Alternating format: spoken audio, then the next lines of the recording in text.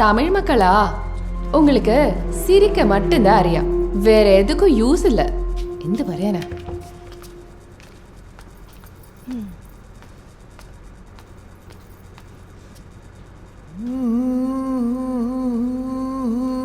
வளைந்து நெளிந்து போகும் பாதை மங்கை மோக கூந்தலோ, மயங்கி மயங்கி செல்லும் வெள்ளம் பருவனான ஊடலோ, ஆலம் கொடி மேலே கிளித்தேன் கனிகளை தேடுது, ஆசை குயில் பாஷை இன்று ராகம் என்ன பாடுது, காடுகள் மலைகள் தேவன் கலைகள் செந்தாழம் பூவில்.